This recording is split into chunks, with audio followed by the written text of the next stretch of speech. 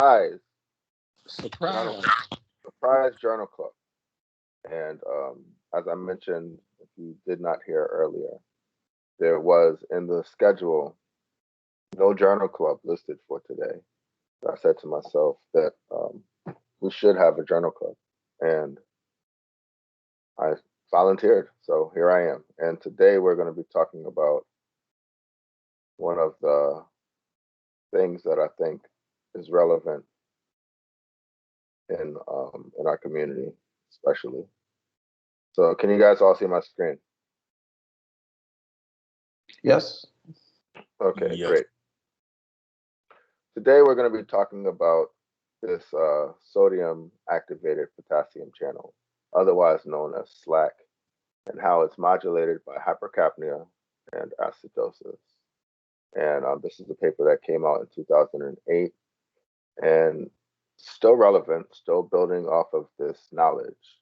But in general, the whole theme is that you guys have heard of strokes before and issues like that. Well, because of strokes, this channel actually is relevant. It plays a role in how the cell responds during this crisis.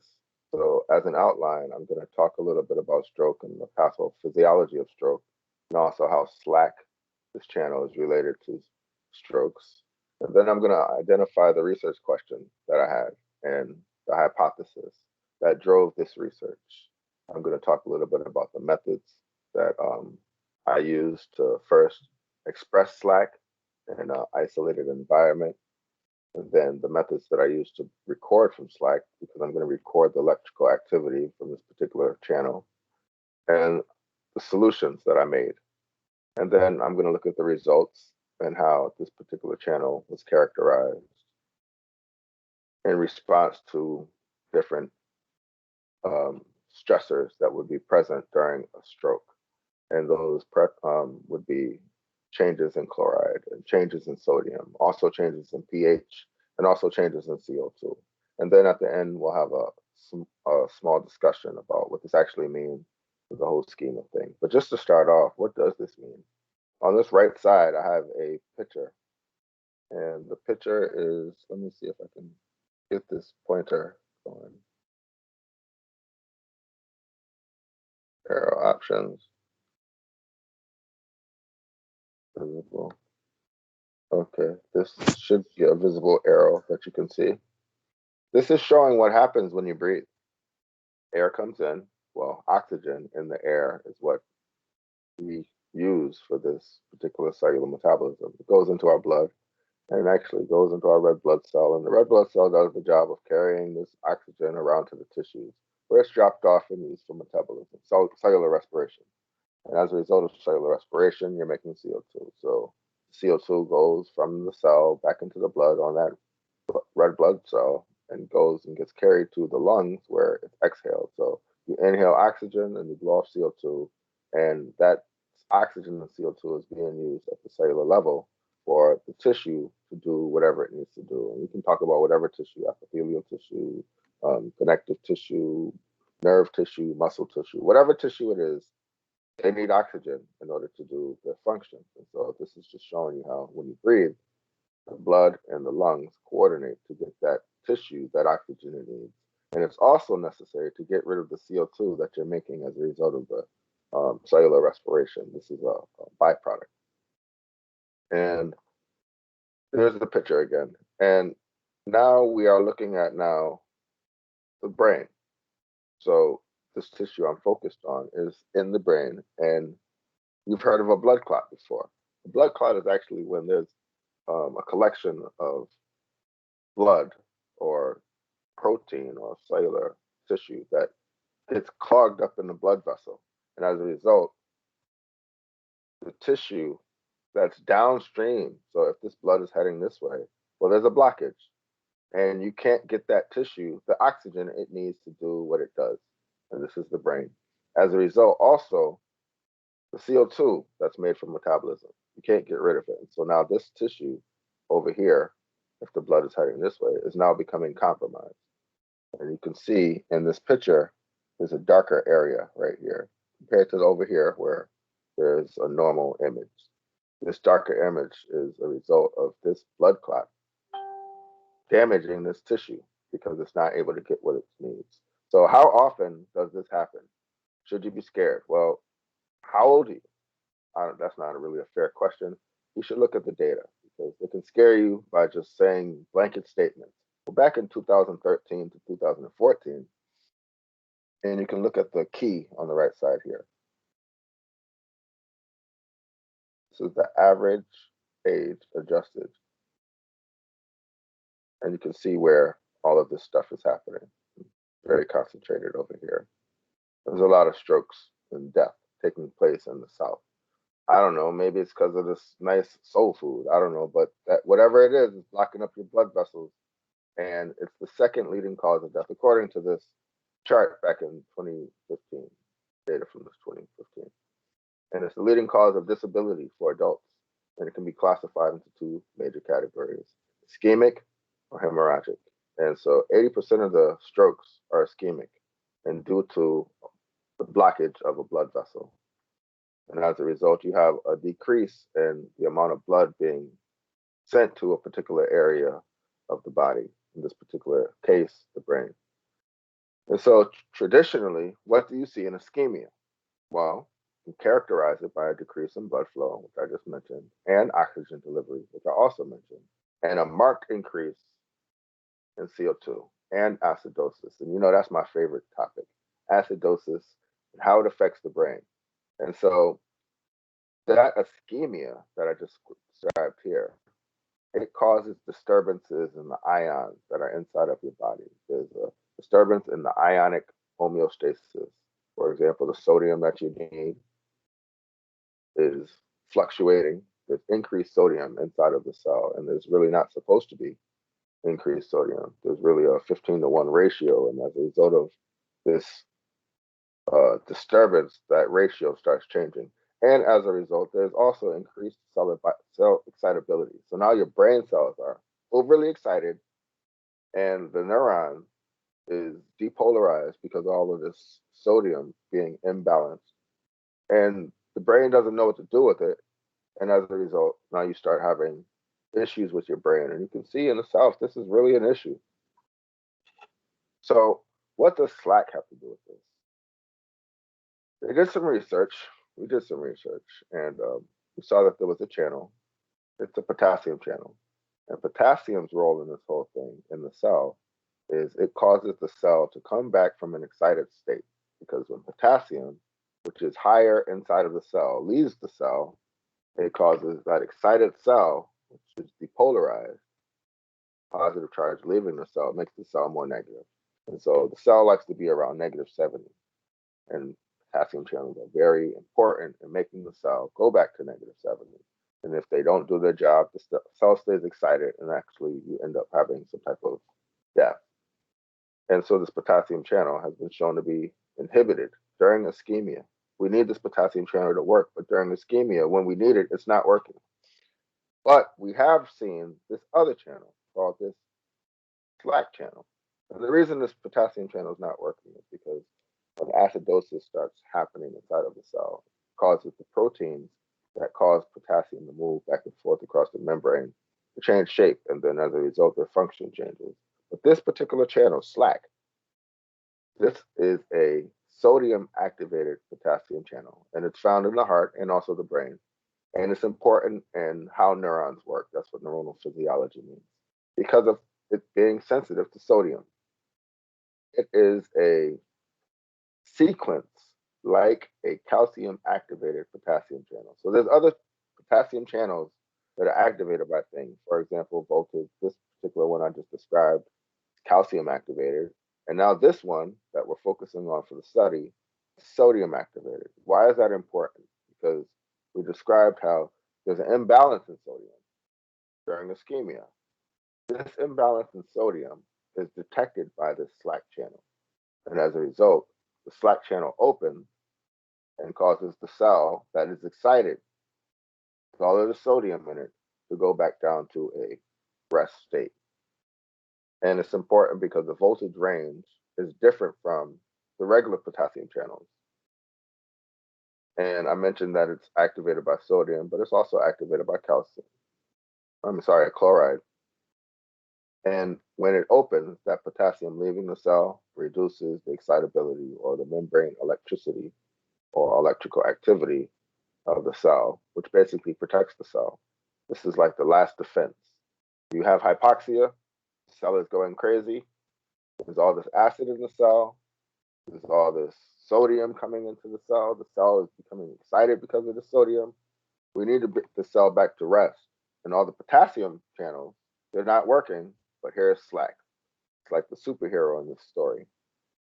So, why is it important to study slack? Well, in ischemia, as I mentioned before, you have decreased oxygen. That's because the blood is being blocked. You also have decreased pH, which is the same thing as saying increased acidosis. Metabolism is taking place, and you switch from aerobic metabolism to anaerobic metabolism. And now you're making all of this acid.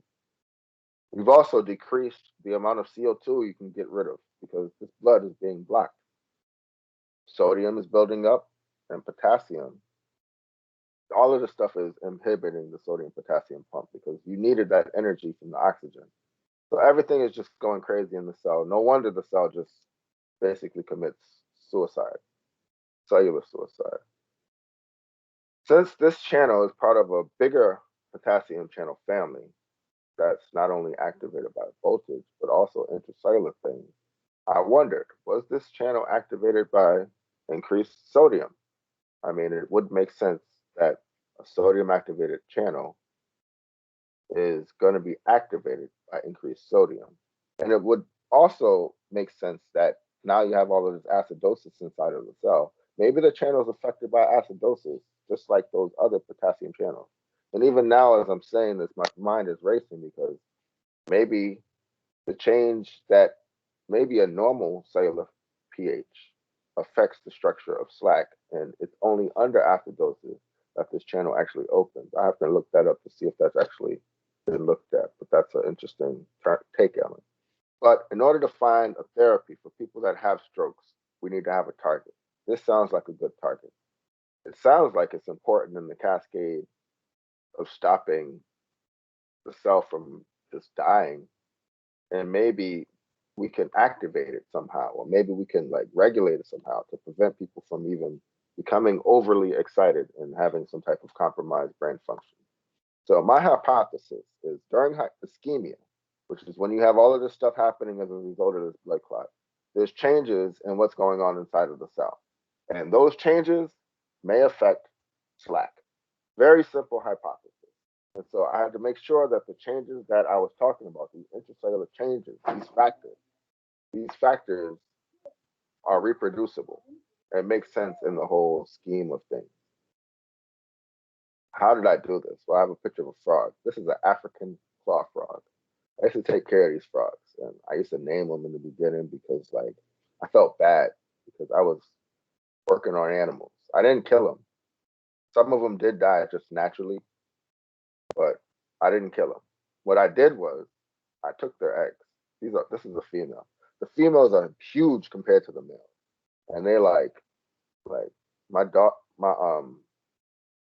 my daughter is really like scared of animals like this. But when she was younger and I had her in the lab, she was holding these frogs and I'd be doing surgeries on these frogs and everything, collecting these things right here in the middle, which are the eggs.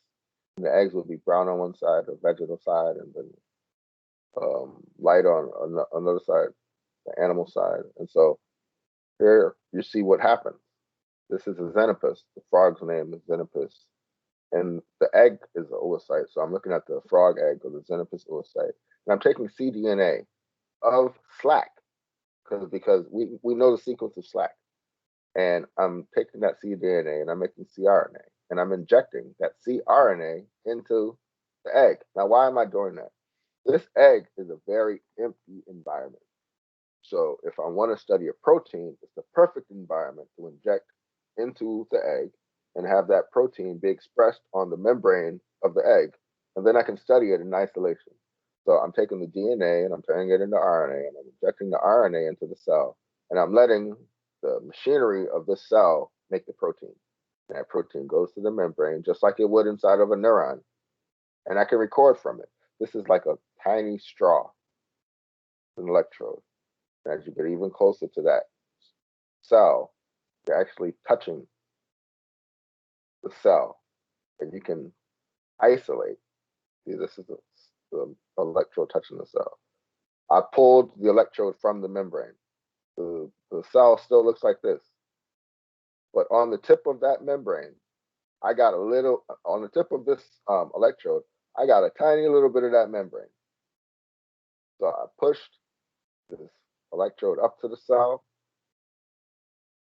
applied a little bit of negative pressure, which means I sucked that way and caused the cell membrane to stick to the electrode.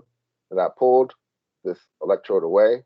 And now in the tip of that, I have a tiny little bit of that membrane. And in that membrane, I have that potassium channel slack. This is called the inside out, because this side right here was the inside of the cell here. The inside is facing out.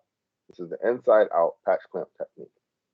And I'm able to look at potassium going through the slack channel. And I can change what's on the intracellular side of the membrane by just changing what's in the solution. I can also change what's in here, but that's a little bit more difficult because I actually have to put it inside of the electrode. So in the beginning, I set what's in here. During the experiment, I change what's out here and look at what happens with potassium going through this channel. I have to make the solutions that I'm using just like what's in the body, because I got to make this channel think it's normally in the neuron, and whatever's in the neuron, I got to make sure that the channel or that membrane knows it's there. So what's in there? Well, because this is the inside out, outside of the electrode, this area has to be like the inside of the cell. So what's the inside of the cell? You got a lot of potassium there, and you have a little bit of sodium. This is a buffer. This is EGTA. This is glucose. And I have to make sure that the pH is 7.3. EGTA, I have a funny story about EGTA I can tell you guys later. But to make sure that it's 7.3, I use potassium hydroxide and acetic acid. And when I tested chloride, because that was one of the things I do later in the experiment, I changed the chloride out here and replaced it with glutamate. And when I tested sodium, I changed the sodium out. And I replaced it with sodium glutamate. Sodium chloride, replaced it with glutamate.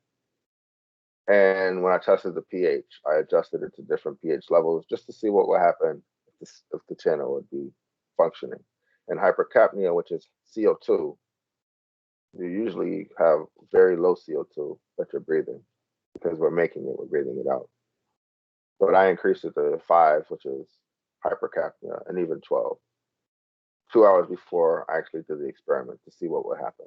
So remember, I have this electrode with this tiny little bit of membrane here, and the membrane has a potassium channel, and I'm measuring how potassium is moving through this channel as a result of changing all of these different solutions.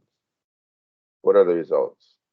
Well, I can show you, because this is probably a lot of words that don't make sense unless you see it, but I'll come back to that. So slack injection produces a channel. That's important, because if I'm studying the channel, it needs to work.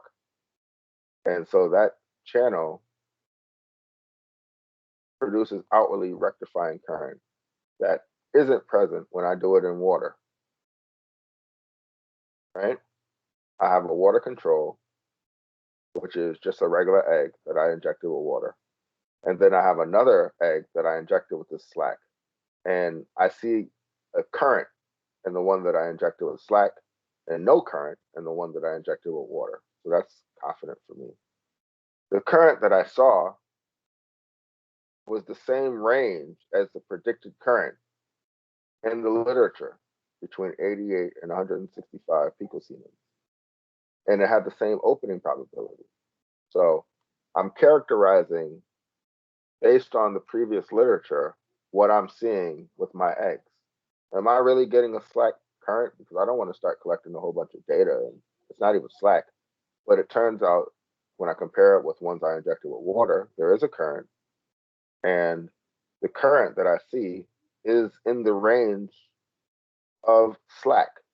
Now, let's test to see what happens with all of these other things. Well, it's sensitive to chloride. That's what it reported. It's also sensitive to sodium. And it is modulated by pH. And it decreases pH it decreases activity when it becomes acidic. And it's also affected by hypercapnia. And I'm going to show you how all of this stuff takes place. I just wanted to make sure that you knew what you were going to be looking at. So it's affected by CO2 and it's also affected by sodium. So what does that look like? In B, that is the egg that I injected with water. In A, that is the egg that I injected with Slack.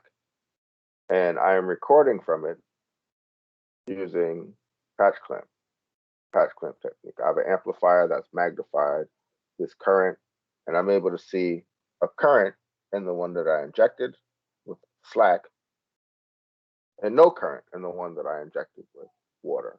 And I'm using different membrane potentials. I start off at negative 140, and then I go to negative 120, and I go to negative 100. I go all the way up to 100, 140 by increments of 20 to see, do I have a response? And so how do you read this? Well, this top one right here, that's the response to 140. There's no response over here. This next one, that's the response to 120. Again, I'm just going at different potentials. So as I keep giving these positive potentials, I see current. As I start giving negative potentials, I see less current. So this is the outwardly rectifying current that you see here. If it's plotted at these different potentials, there's really no current, but as you switch from negative to positive, current starts developing. And we can actually quantify this. So this is the collection of all of the channels together, giving me this macroscopic current, which is similar to what you would see for the reported data for Slack. Looks like I'm doing the right thing. Well, let's look at an even smaller level. This is actually the single channel. So I had to make sure that I had a small amount of channels in the membrane in that electrode as possible, so I could see how much charge actually moves through the channel per unit of charge moving through the channel. That would let me know definitely if that was Slack or not. So here's what happened at negative 100, negative 10 picoamps current is moving through. At negative 150, around negative 6 picoamps of current was moving through. And I did that all the way from negative 100 to positive 100. You can see that there is a linear relationship between this channel activity. The size is what you're seeing here. At 100, the channel would open bigger, smaller, and then at 0, there is no opening. And then at negative 50, now it's opening the opposite direction. At negative 100, now it's opening the opposite direction. And so this would be the baseline. And every time you see a flicker, that's the channel opening to a certain size and closing. Opening to a certain size and closing. So this is the channel activity. This is one channel opening. It may not be the same channel, but this is one level of channel opening. This is the second level of channel opening. So at the same time, two channels opened at the same time, and then they close. At this one, three channels opened at the same time and then closed. Then one open, one open, one open. Then two opened, then one open, one open. So that's how you read this. And then at 50, you can see the same type of activity. There are areas that the channel is not opening, and then you have bursts. But when you go in the negative direction, the channel has now flipped its orientation, and there are less openings. So this is the opening probability. This is 0. There's really not much opening at negative values. But then as you go to positive values, the opening starts increasing. And this is the characteristic of Slack. So now we're ready to see what happens when we put it in the environment where we have all of this different hypoxia, strokish type stuff going on. This is looking at that channel when there's 3 millimoles of chloride. compared with 130 millimolars of chloride. And you see that there's more activity at 130 millimolars. This is A. B is the graph of A. And so 130 is the blue. 3 is the red. If you are actually looking at this trace, so this is the collection of all these channels, but you can actually look at this, the individual traces. This shows that here's the channel opening at 3, and then when you switch it to 130, there's much more channel activity. This doesn't mean the channel got bigger. This means that more channels started opening at the same time. Even more channels. And then you switch it back to 3, then it goes back to this lower activity. So this channel, slack, something happened when I increased chloride. That's fair to say. From 3 to 130, there was an increase in activity. So it looks like this is sensitive to the chloride. Same thing with sodium. That's 5 sodium. And now I increase it to 90. That would be an example of a cell having a depolarization. You go from a small amount of sodium inside of the cell in the cytoplasm to a larger amount. And you have all of this activity that takes place. And here again, this is the graph of the comparison between 5, which is the red, blue, which is the 90. When you're looking at the trace, single level trace, this is the activity at 5. When it switches to 90, a delay, and then you have this robust increase in activity,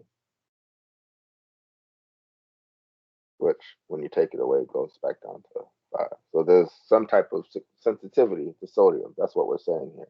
So this channel, slack, that's been injected in this frog egg has, compared to water, activity at the single channel level, the same profile or opening probability of the reported slack, sensitive to chloride, and is sensitive to sodium. But here's my, I guess, contribution to the world of science. I was interested in what happens when you compare a normal level of acidity inside of the cell, which is around 7.3, to the acidity that happens, for example, during stroke. So I'm just decreasing pH by a single unit. I'm going from 7.3 to 6.3. And this is a long trace of activity at 7.3. This is a single channel level. So this is a lot of channels opening all at once, just flickering, flickering, flickering, flickering. And then here, I want to show you what that looks like. So I've enlarged this area to show you this is the single channel level. That's channels opening and then closing, flickering, opening, and opening. More channels opening, closing, opening, opening, opening, closing, opening, closing. It's so beautiful to look at. Like this is the body actually just doing what it does. Like even like me thinking about how the brain works is the brain cells thinking about themselves. It's amazing. This whole thing about neuro. And then when you switch from 7.3, which is the normal activity, to 6.3, all of a sudden you don't have that activity. And that cell is just quiet. It's supposed to be doing this. It's doing this now, just because you changed the pH. And when you bring the pH back to normal, you have this activity again. So there is some type of recovery. What I just told you here was the brain, when it's going through a stroke and the pH or the level of acid goes up or the pH goes down, the brain's activity stops functioning like it's supposed to. But when you return the pH back to normal, there is some type of recovery. So a person having a stroke, if you catch it in the early stages, there's some type of recovery. But that's pH becoming more acidic, or that's pH going down. What happens when pH goes up? It should be the opposite, right? Well, it is. It is normal activity. And then you take away acid, which is basically making it more alkaline. This is a single channel level of that area. Single channel level of that area. Single channel level. So you have more activity when you take away acid. Less activity when you add acid. And you can look at the activity here, the opening probability. You have low levels or more acid, there's low activity. And when you move away from that acid, the activity increases. And that's what you're seeing. Oh, CO2. Well, acid and CO2, or hydrogen and CO2, they have a relationship. When CO2 combines with water, forms carbonic acid. And under the activity of our carbonic anhydrase, this activity happens much faster, and it dissociates into bicarbonate into hydrogen, which is actually acid. The hydrogen ion is the acid. So CO2 and the hydrogen ion are related. So that means that if I increase the amount of CO2, I should increase the amount of hydrogen ion, which is the same thing as saying if I increase the amount of CO2, I should increase the amount of acid. And that's what you're seeing here. There's a lot of activity taking place when there's no CO2. As soon as you add CO2, that activity decreases.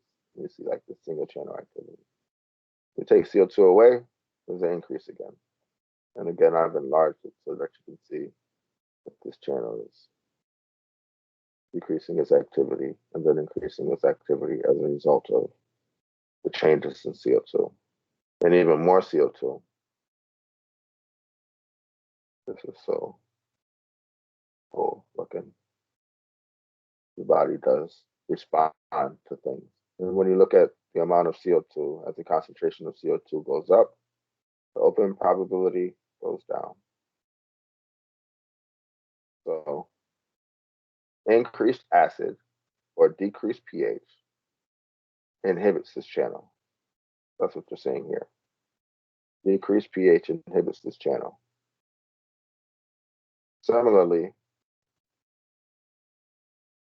increased CO2 inhibits this channel. Doing the same thing. So I got what's that word? Ambitious. Just to be in the lab with these eggs with a little bit of extra time. And I wanted to see, okay, what happens if we do this? What happens if we do this? What happens if we do this? And so for this particular experiment, I said, what happens if you decrease the pH and then return the pH back to normal and then increase the pH? So this would be like a rebound from this acidity.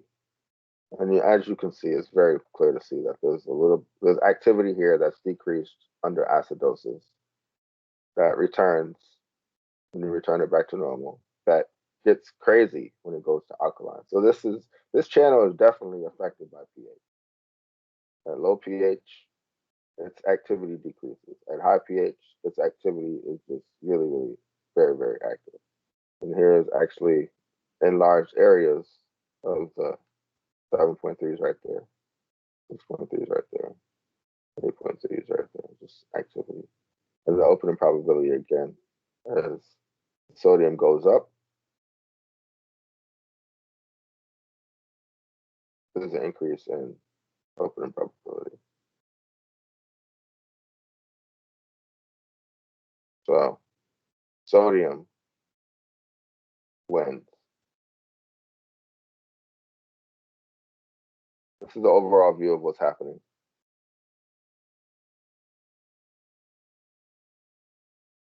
Slack is sensitive to pH. Slack is sensitive to acid. Slack is sensitive to CO2. Let me stop saying slack. The thing that returns the cell back to unexcited state, the thing that makes the cell go back to normal, go back to rest, it's sensitive to pH. And if you change the pH, the thing, that last Superman channel that was trying to save you under the condition of a stroke, that channel is now compromised because pH affects it. And so The conclusion from this study. Channel under investigation has the properties that match what we're looking for in Slack. This channel is not only voltage dependent, it has the characteristic slope conductance, and it's outwardly rectifying. We saw all of this with the initial results. It's also sensitive to chloride and sodium. So this sounds like it's the Slack channel. The opening probability decreases when you increase the amount of acid or when you decrease the pH or add more CO2, which is also hypercapnia. In the presence of increased sodium inside the cell, this channel opening probability increases, even when exposed to the thing that decreases it. So this pH decreases channel activity, sodium increases channel activity. Sodium is more dominant. This channel may play a protective role during ischemia and hypoxia, when there's both increased sodium and decreased pH. And it's an ideal therapeutic target if you want to stop strokes. I mean, there's other things that go into play, but we have to attack each thing systematically and try to figure out the role that it plays in that particular condition. And you see that not only is pH important, but this is why it's important. Things that do the job of what the cell needs it to do are affected by pH, both in a positive way, and I guess it depends on what the objective is, but there's one direction response and then there's another direction response. There's an increase and a decrease. And if you can target that and say, okay, look, there's a way to identify cells that have this phenotype, that they have this behavior that looks like they're going to head towards stroke. We can target the Slack channel and say, you know what, there's some medicine. Take this medicine and it will prevent the cell from taking that course that usually heads down towards stroke. So I'm concluding this talk and making sure that you guys have a chance to ask any questions. Are there any questions? I have a question. This is Dr. Abdullah. Hi, Dr. Abdullah. But I see that Raekwon has a question, so I'll let the students ask first. Okay.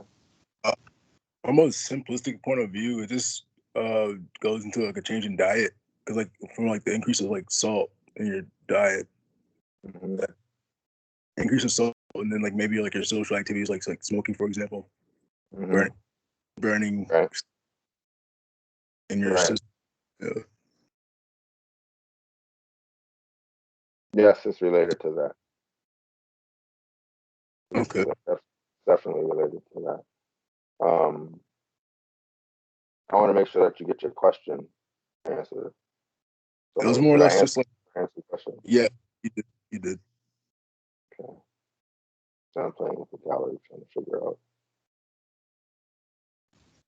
Okay, so there are a lot of different kinds of channel proteins in cells. So it sounds like the sodium potassium pump is what you were characterizing or talking about being affected by pH.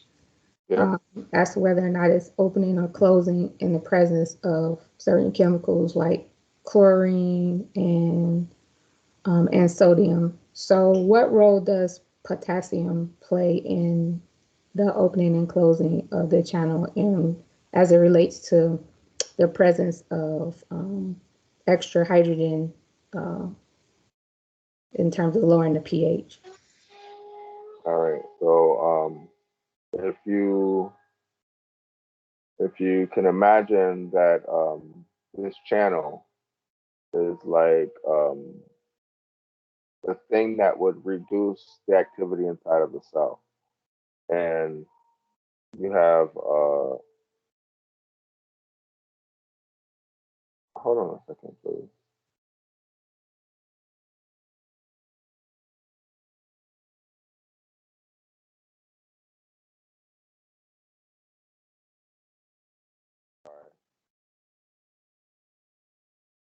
So if you were looking at this particular channel and you were talking about strokes, this channel will be the thing that tries to prevent that stroke from taking place.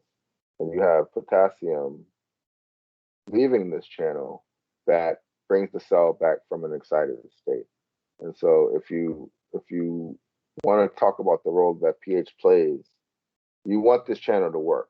And so you want this channel to be happy. And if pH was synonymous to temperature, then you want a certain temperature for there's a certain temperature that you actually do your best work in. If it's too cold, you're thinking about the cold. If it's too hot, you're uncomfortable. And so you want to keep the temperature at a certain level. And what this channel is basically doing is it's trying to bring the temperature back to normal from an excited state. But it can't do the pH is not where it needs to be. So I hope that answered your question. And sorry for the distraction. I have one more thing. You mentioned something about cRNA. I know there are several different types of RNA. Can you go over again what C, or did I get that wrong? Did you say something about cRNA? Yes, cRNA, right? Complementary RNA. And Okay. so if you know the structure of a protein, or you know the DNA sequence of a protein, you can actually synthetically create that complement and then use that complement to inject. I can't hear you. You're muted, but you can use that. Okay. Are there any other questions? Nope. Thank you.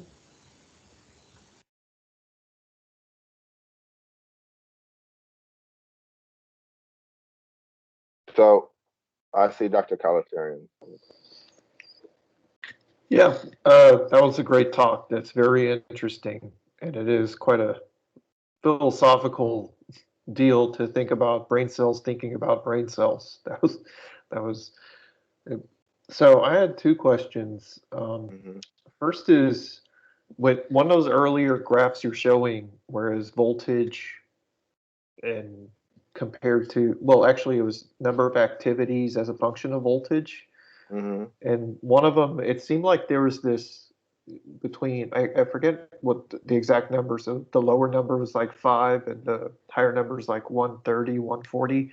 It seemed like a lower voltage or -2 lower positive voltage, it seemed like the lower numbers had higher probability or something to them.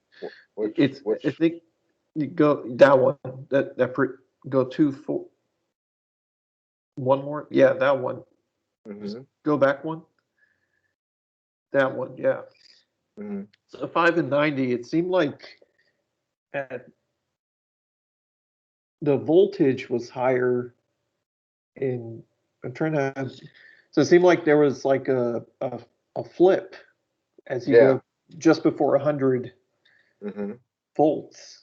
That's an interesting feature there. It seems almost like a mirroring in some way. Yeah. So there's definitely some type of sensitivity at different voltage with sodium, and that was an interesting find that we should have pursued, but this was postdoctoral work. But even now, as I'm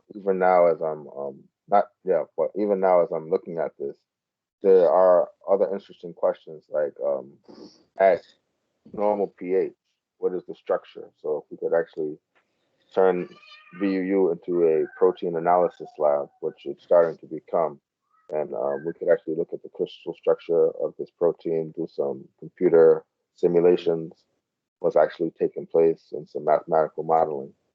So that would be interesting to see.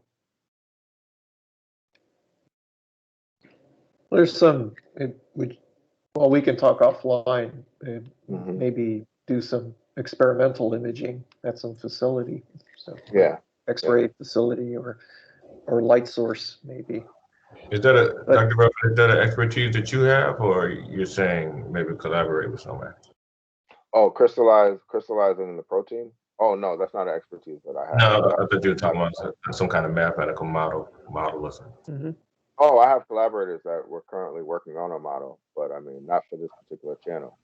It's just overall pH regulation. Right. I was thinking if you wanted to bring it to VUU, but yeah, that's another avenue though. Okay. But protein imaging experimentally, that's some, there are, I mean, there's definitely interest in running those at like light sources, Right. experiments like that. So, and then the other question, I mean, this is me being really naive, and I'm just a slow thinking physicist here, but Oh no, I appreciate it. how would do you think there would be any effect from COVID on these types of activities in the brain? Yeah. So COVID has already shown to have brain changes. So even the sense of smell, that's a brain function. And so you see there's a decreased sense of smell or sensitivity to smell. And so if the sequence of activity for any brain cell, remember, brain cells control everything that you do. If the sequence of activity for any brain cell is sodium goes in, the cell becomes activated, potassium goes out, the cell becomes deactivated. Just think of that. Sodium goes in, the cell's activated, potassium goes out, the cell's deactivated. Well, the role of Slack is to make sure that potassium goes out and the cell's deactivated. But what happens is sodium goes in, the cell stays activated, and then the cell stays too activated. And then all of a sudden you have calcium coming in and all of these cytotoxic effects that end up with the cell death. So, yeah, COVID does have an effect on the brain. I'm not sure specifically if it's affecting potassium, but I know that it's affecting the electrical excitability of the brain and even the ACE2 receptors that it's binding to. I mean, those are proteins. And so if pH is affecting the structure of a protein, which inevitably can affect function of the protein, then pH dominates. You know, at some particular level, it's involved. And so you may have the therapy to one particular thing, but again, if the pH is off, then depending on what type of vehicle you're using, I mean, we all know pH in solution is, you know, important. And so, so Thank you. why, I see a question in the chat. So why that much chloride? Well, that is the amount of chloride that is in the extracellular space. If you're talking about chloride going into the cell, well, so chloride, we use 130 and 3. Inside of the cell, it's a very low number. It's around 3. And outside of the cell, it's around 130. And so we try to mimic similar chloride situations that would be in the body. And yes, those doses are, it's more so if they were even on both sides, then that would be where chloride is trying to head. But the thing that's really driving it is the sodium, causing all of the effects that sodium does and the depolarization that results because of the positive charge. Chloride going into the cell is a negative charge, and so that would actually cause the cell excitability to decrease.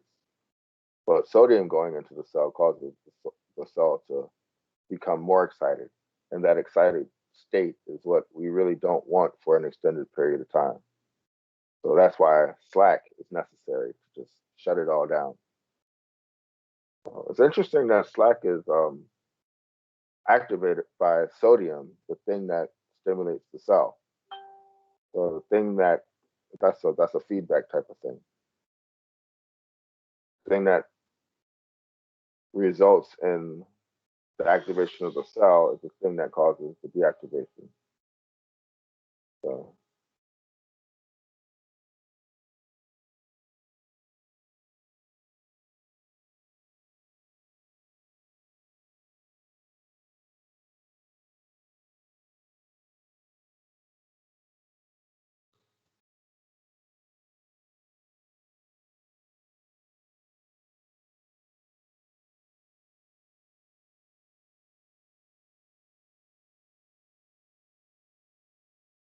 if there aren't any more questions, I'm going to end this journal club.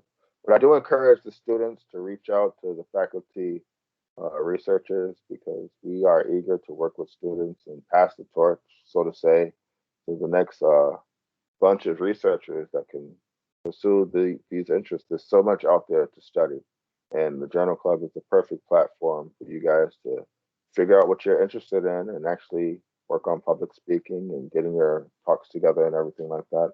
And it's also something that you can put on your resume. So, Dr. Akabapul, I see your hand up. Did you have one more question or any other questions? No, I didn't have any questions, and I just wanted to say that I know we announced in career seminar that we would not be having a meeting today, so I'm sorry that people got that message and then this meeting came up. So everything works out.